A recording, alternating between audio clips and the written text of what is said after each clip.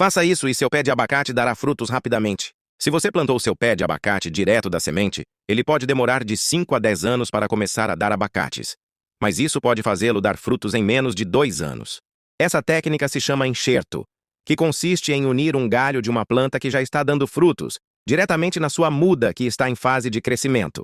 Isso pode não só acelerar o processo de frutificação, mas deixa as plantas resistentes a doenças e melhora a qualidade da colheita. Deixe nos comentários se você sabia disso.